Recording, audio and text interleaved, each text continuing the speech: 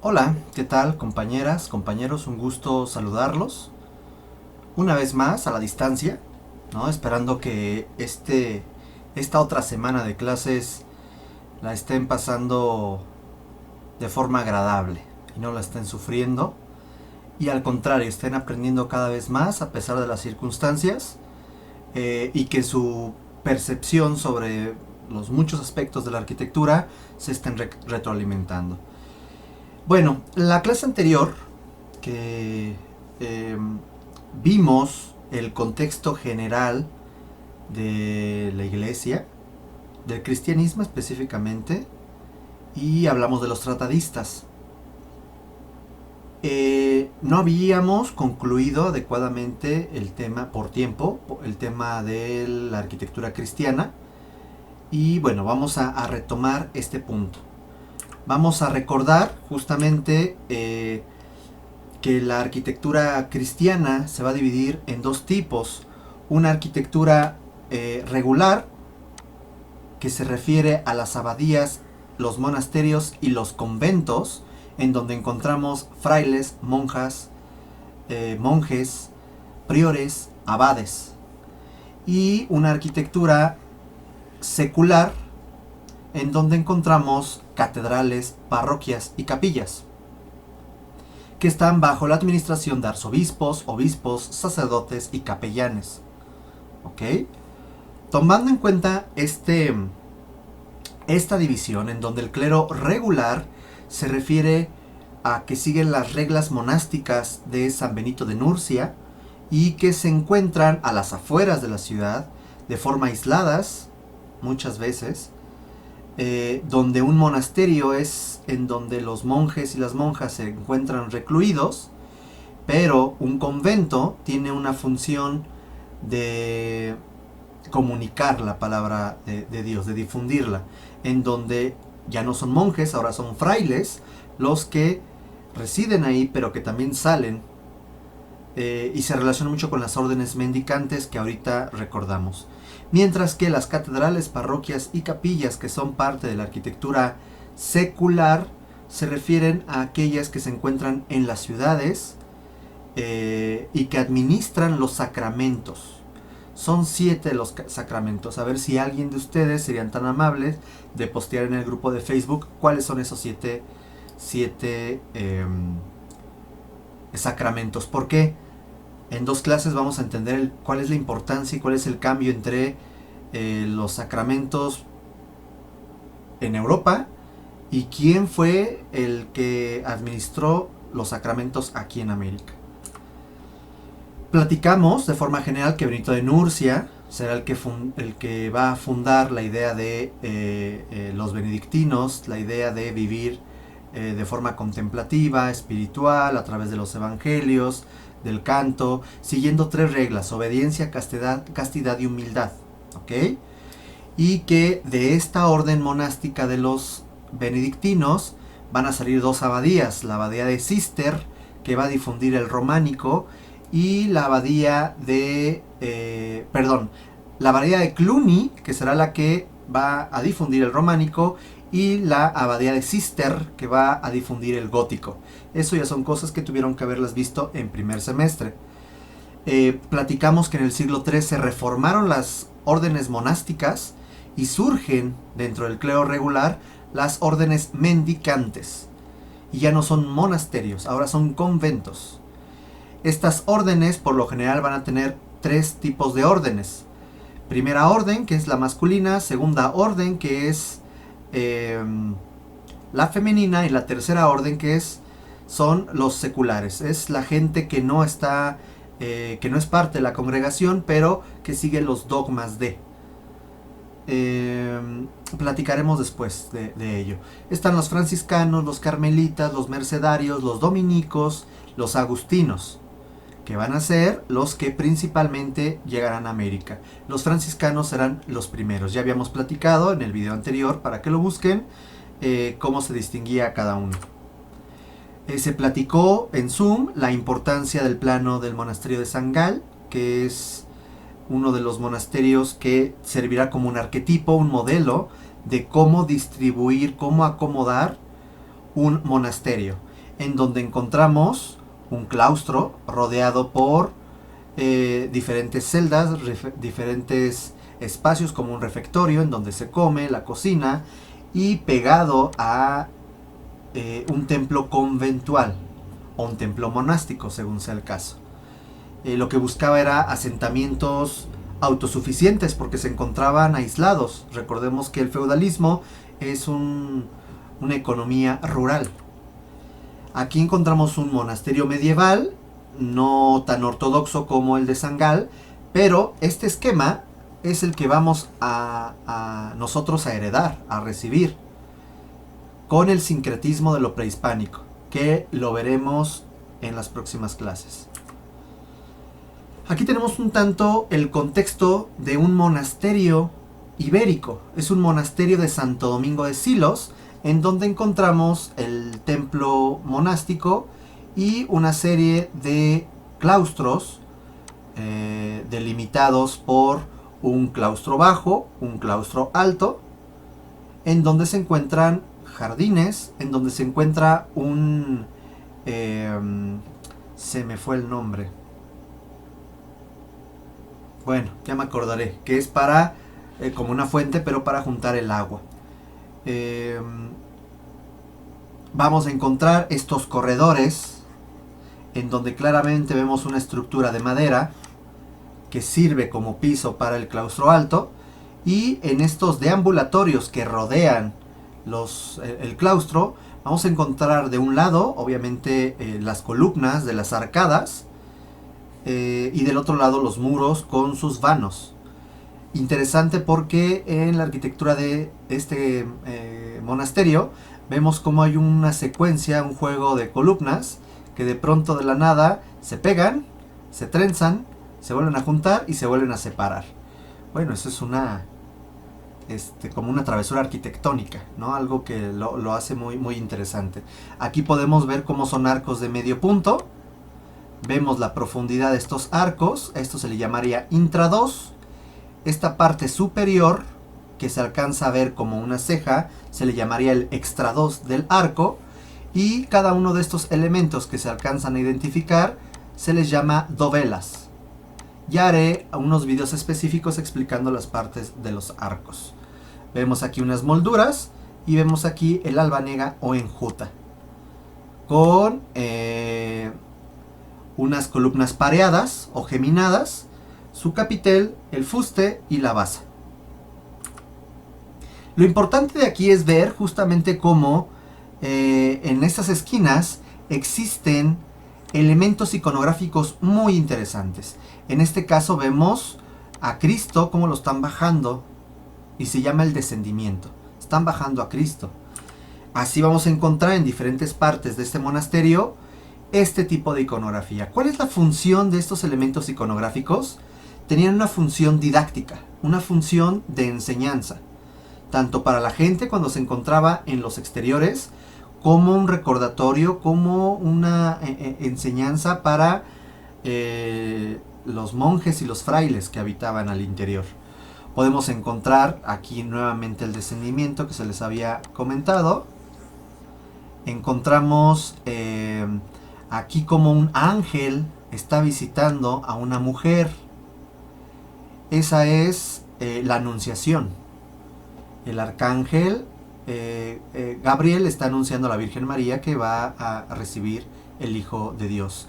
O aquí tenemos a 12 fulanitos y a un fulanito con el brazo levantado. Y aquí vemos un hombre que le está haciendo algo con el dedo. Bueno, eso se llama la duda de Santo Tomás. Una vez que Cristo muere, resucita, va con sus discípulos, no lo pueden creer, piensan que está muerto. Y Cristo casi le dice, órale, jálale, apriétale, mete ahí el dedo en la llaga. Y ahí tienes a Santo Tomás metiendo su dedo en la llaga y dándose cuenta que realmente Cristo había, pues estaba ahí con ellos. En fin, este tipo de elementos son los que tenemos que ir identificando, ¿no? Por ejemplo, aquí, una vez que Cristo muere, que lo van a sepultar. Son estos elementos que la clase anterior no pude concluir. vamos a repasarlo rápidamente porque lo vimos de forma muy general. La iconografía es la mezcla de las ideas mediante las imágenes, en donde existe una característica formal, un contenido y un significado especial. Los diferentes símbolos e iconos tienen una gran cantidad de significado, según, claro, la cultura, la época, etc.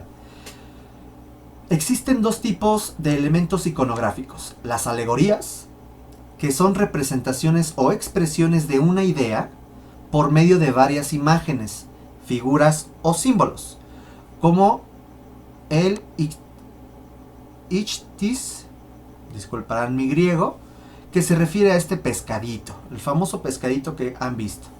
El cordero, que aquí no tengo ninguna imagen, pero se ve el cordero de Dios que quita los pecados del mundo, en donde se ve el cordero y le está saliendo sangre. Una palomita, las uvas, etc. Esto lo vamos a encontrar constantemente en los conventos, ya platicaremos de ello. El mismo crismón es una alegoría.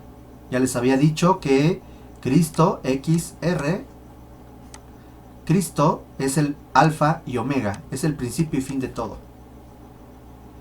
Y existen otras que son las parábolas, que se refiere a un relato alegórico. Es diferente. Emplea la alegoría, pero ya es un relato, no es una sola idea, son varias cosas. Este relato de él se va a desprender una enseñanza o una verdad. Y encontramos al buen pastor, Moisés golpeando la roca, Noé y la arca, las bodas de Caná, la resurrección, la crucifixión, etc. Aquí les había platicado que está la adoración. Aquí se encuentra a Eva. Aquí se encuentra la muerte de Judas Iscariote. ¿Cómo es que sé eso?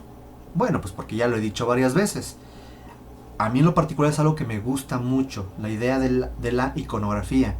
Y yo siempre diré que hace falta una optativa. Más adelante ojalá pueda proponerla y haya la oportunidad. Falta una materia optativa que sea la iconografía en la arquitectura, ¿no? En el periodo clásico y en la religión. Pero bueno, esa es otra historia. Cuando ustedes están frente a una obra iconográfica, pintura, escultura, bajorrelieve,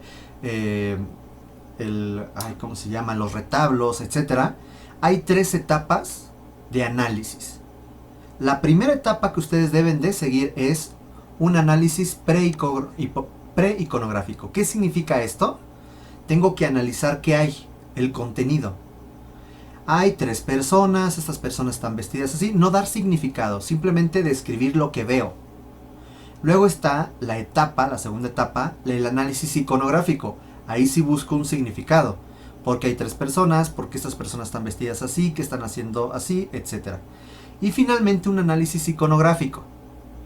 Este análisis se relaciona a la historia de esa escultura, la historia del autor, la relación de esa escultura o de ese grabado o de ese etcétera con los demás. Por ejemplo, en un retablo, la ubicación de los diferentes símbolos en conjunto te forman una historia, un discurso iconográfico, que es estudiado a partir de esta tercera etapa, el análisis iconológico. ¿Ok? Si yo veo esta pintura puedo decir, pues qué bonito, ¿no? Pero si comienzo a analizar, por ejemplo, las 2 primeras etapas, que con eso es más que suficiente, en la primera etapa podría decir, en el análisis preiconográfico, pues ve a una mujer con los brazos cruzados, mirada hacia abajo, con unas estrellas que seguramente son 12. 1, 2, 3, 4, 5, 6, 7, 8, 9, 10, 11, 12 o 13, no sé, bueno.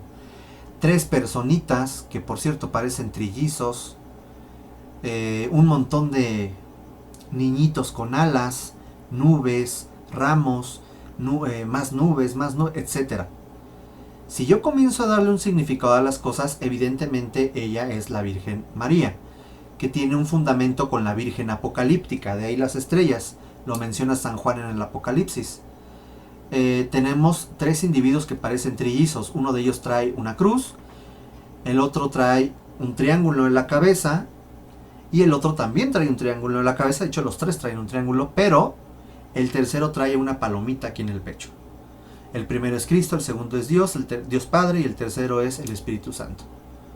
Por lo tanto, estos tres señores están coronando a la Virgen, ya que la Virgen, una vez que se muere, a la cual se supone no se murió, simplemente se durmió, así se le conoce la escena, la dormición de la Virgen, ella sube a los cielos, se glorifica, y al momento de ser glorificada, la Trinidad corona a la Virgen y se convierte en la reina del cielo.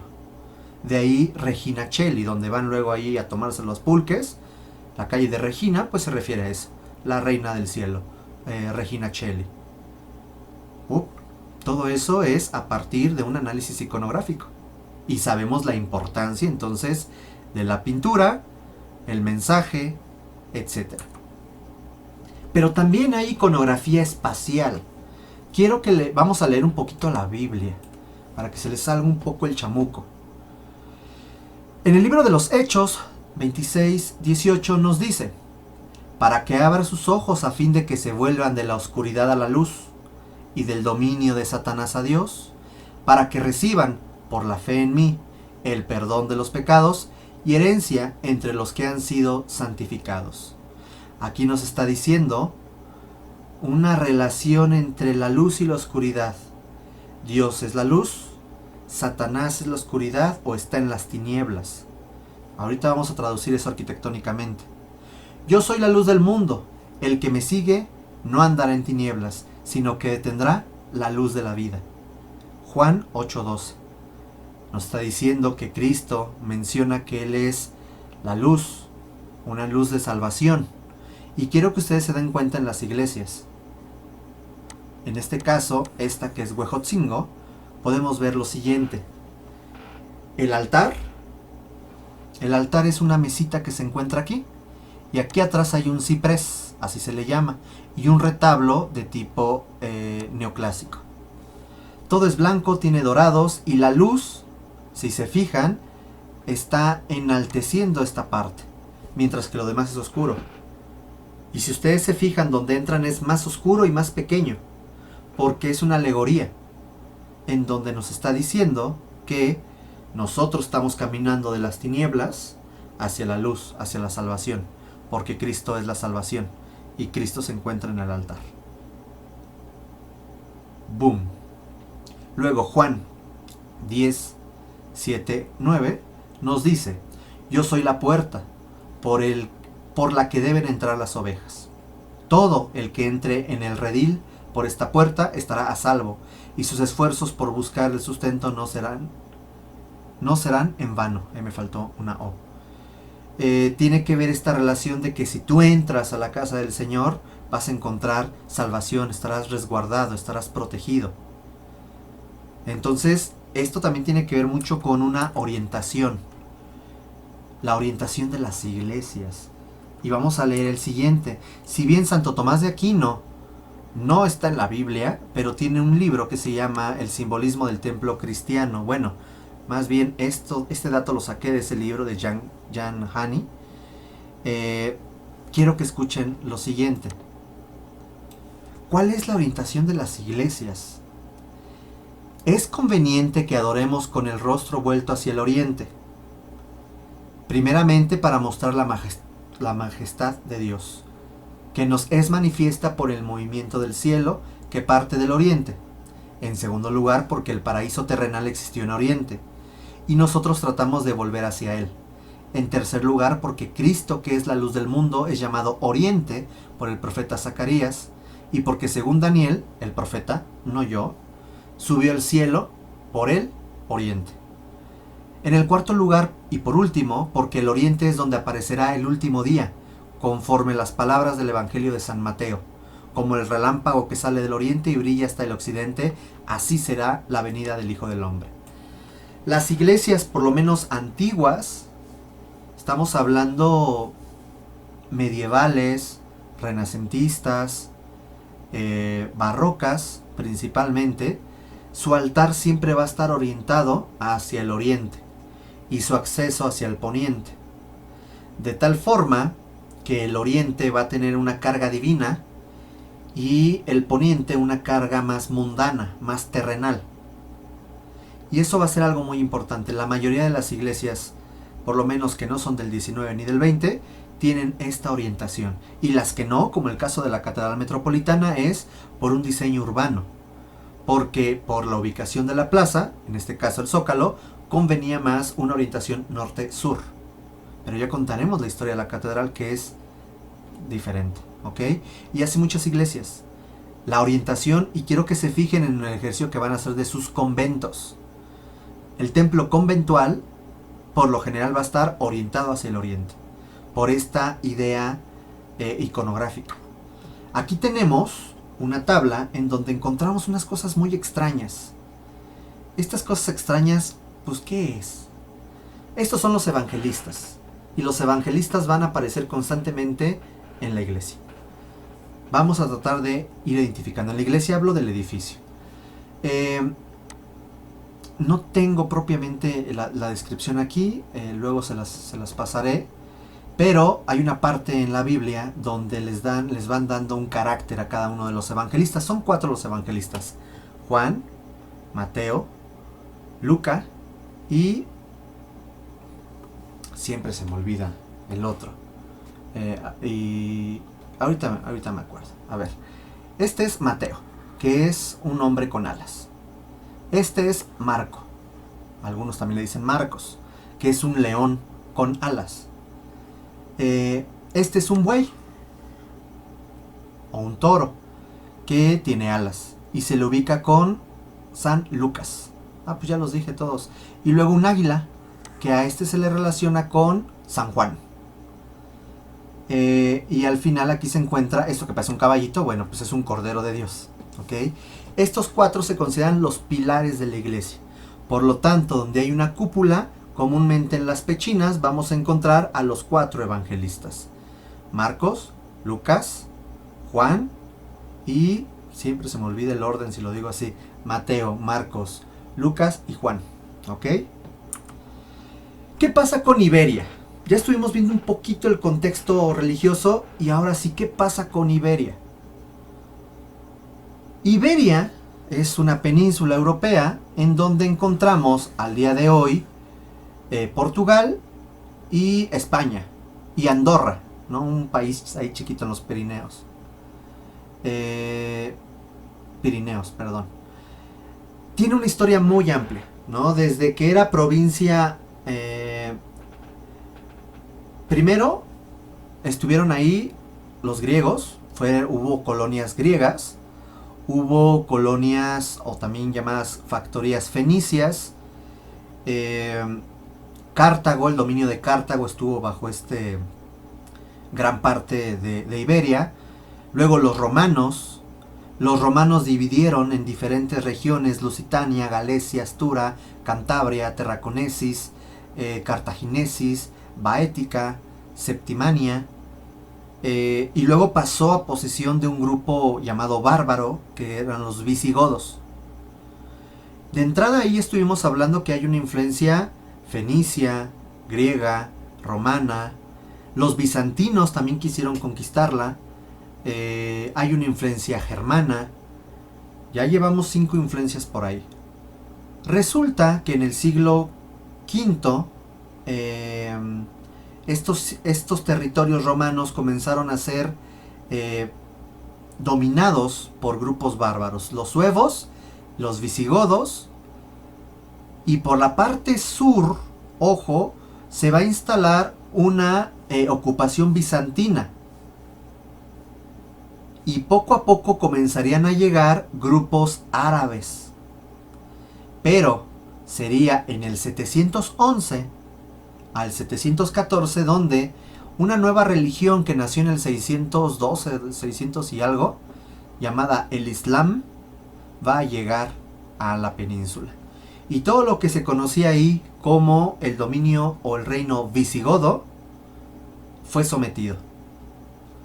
De tal forma que toda la península ibérica estuvo durante 700 años bajo el dominio. Claro, paulatinamente fueron perdiendo el poder, pero esta región estuvo marcada no nada más por los griegos, bizantinos, romanos, fenicios, germanos, musulmanes, el Islam, y por una fuerte creencia religiosa cristiana.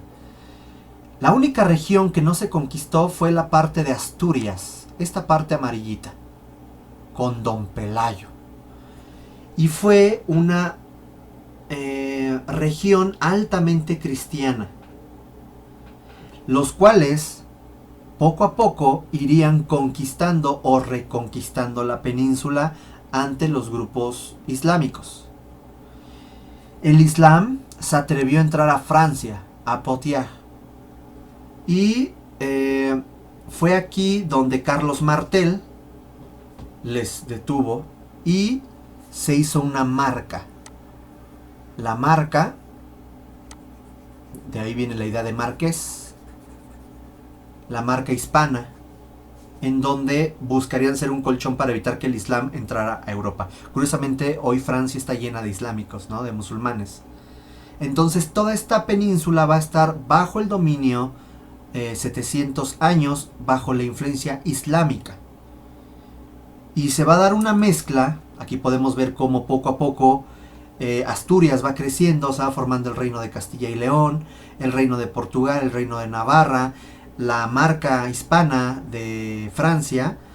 Por eso los catalanes hablan una cosa que parece más francés, que es el catalán. Se forma la corona de Aragón, la región de Cataluña. Se va formando, vean, poco a poco van creciendo, se van uniendo. Y al Andaluz o Andalucía, que también fue en un momento conocido como el Califato de Córdoba, se va a ir reduciendo cada vez y va a ir perdiendo poder. Me regreso un poco porque quiero que vean cómo hay muchas ciudades como Córdoba, Sevilla, Granada, Málaga, Algeciras, Guadalajara, Toledo, Zaragoza, que van a tener una fuerte influencia islámica. ¿Ok?